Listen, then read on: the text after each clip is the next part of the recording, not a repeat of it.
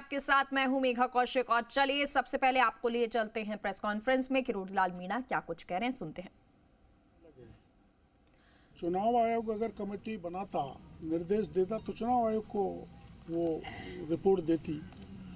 ये सरकार को ही रिपोर्ट देगी और जो भी दोषी होगा उसकी कार्रवाई करेगी। कितने दिन में वैसे ये रिपोर्ट तैयार करना? अब ये हमें मुख्यमंत्री जी से और इतना सा लेना, 6 महीने का, 8 महीने, 3 महीने, 4 महीने, और कौन करेगा ये अब हम तीनों मुख्यमंत्री से मिलकर ये भी आपको बता देंगे। धन्यवाद। उसके बाद फिर मिल लेंगे। इस तरीके से आपने बताया है कि इसमें पुलिस वाले भी दोस्त हैं, ग्रामीण भी बता रहे हैं। सीएम साहब से मुलाकात किया जाएगा, किसके द्वारा चिन्हित किया जाएगा? देखो मेरी बात सुनो पत्रकार जी, ताली तो दोनों हाथों से बजती है। अब फिर मेरा डॉक्टर साहब कैसा बोलते हैं, मेरे को नहीं बोलना चाहिए। हरदेव जोशी जी एक मुख्यमंत्री हुए थे हमारे, तो यूँ ताली बजाते थे यूँ, क्योंकि बेचारा उनके हाथ नहीं था, एक हाथ नहीं था। आपका जब जन्म भी नहीं हुआ होगा, तो ताली तो दोनों हाथों से बजती है। कुछ पुलिस की गलती होगी, कुछ आंदोलनकारियों की होगी, उसका दूध और पानी का पानी सरकार कर देगी जांच करके। हमारी मनसा बिल्कुल खराब नहीं है। सरकार साफ नीयत से इनको भरोसा दिया है और आगे भी कोई इनकी मांग होगी हम पूरा करेंगे। जनहित के मुद्दों में भजनलाल सरकार पीछे नहीं है, क्विकली एक्शन लेने वाली सरकार है। हम तुरंत पहुंच गया ना मैं, और तुरंत इनको यहीं मिला दिया और तुरंत इनको आज मिला रहे हैं। तो जनता का संतुष्ट करने का तरीका यही है। आखिरी सवाल, कमेटी भी आपने आश्वासन दिया था, उसमें क्या कुछ रहने वाला है? ऐसा ही बच्ची करिए। अब उसमें मैं तो भाई देखो मुख्यमंत्री या ये कमेटी के लोग ही बता सकते हैं, मेरे को तो जानकारी नहीं होगी। आपने युवाओं को आश्वासन दिया था भाई? कौन? आपने 14 तारीख को मुख्यमंत्री से मिलवाएंगे। आपने युवाओं का आश्वासन दिया था कि 14 तारीख को मिलवाएंगे। आज मिल रहा हूँ ना। आज 2 चीज़ों में इनके साथ साथ सब इंस्पेक्टर की भी बात मुख्यमंत्री जी से करेंगे, और वो लड़की जो डिम्पल में, उसका सीबीआई को पत्र लिखाएंगे हम आज ही मुख्यमंत्री से। यहाँ तो जो कहते हैं वो करते हैं, कथनी करने में कोई फर्क नहीं है, बदलने का कोई काम नहीं है। एक आखिरी सवाल डॉक्टर साहब, ये क्या था जो उस आंदोलन में जो पत्रकार घायल हुए थे उनसे आज तक मिलने नहीं गया?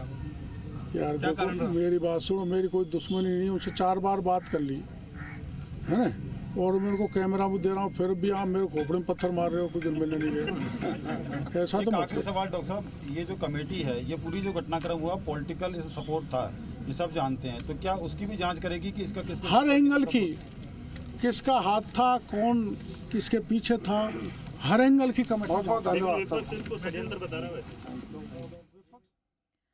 किरोड़ीलाल मीणा को आप सुन रहे थे, साथ में जवाहर सिंह बेड़म गृह राज्य मंत्री उनके साथ में मौजूद, और इस दौरान उन्होंने जिक्र किया कि जो भी जरूरी होगा, जो भी जांच आवश्यक होगी, वो सब कुछ किया जाएगा और जल्द ही पूरा मसला सामने रख दिया जाएगा। तो ये देवली उनियारा में एसडीएम को थप्पड़ मारने का मामला, हालांकि इस पर ये कहते हुए भी नजर आए किरोड़ीलाल मीणा कि जो ताली है वो एक हाथ से नहीं बजती है।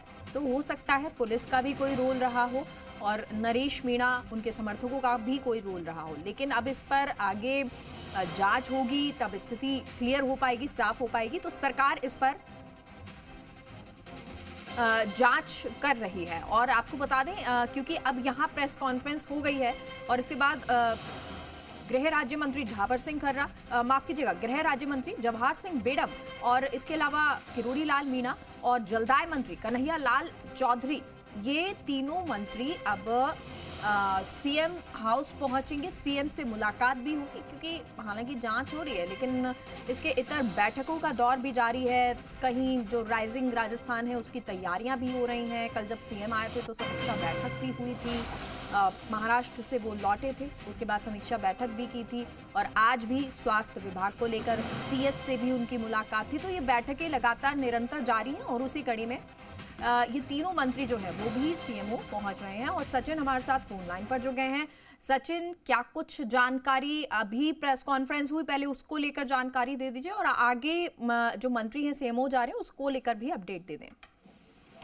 देखिए, बिल्कुल करीब कह सकते हैं कि 1 घंटा मंत्री के आवास पर जवाहर सिंह बेड़म जो है उनके आवास पर वार्ता चली, और जिसमें कह सकते हैं कि मंत्री डॉक्टर किरोड़ीलाल मीणा और कह सकते हैं कि जलदाय मंत्री है कन्हैया लाल चौधरी और जवाहर सिंह बेडम के साथ में प्रतिनिधि जो मंडल है उन्होंने बातचीत की। बातचीत कर कह सकते हैं कि समाधान कैसे निकले इस प्रकरण का, उसको लेकर भी बातचीत की। उसके बाद में मीडिया से रूबरू हुए। मीडिया से जब रूबरू हुए तो उनका कहना है कि इस पूरे मामले की जो जांच है वो संभागीय आयुक्त जो है वो इसकी जांच करेगा। वहां पर जितना भी नुकसान हुआ उसका सरकार जो है वो भरपाई करने के लिए तैयार है।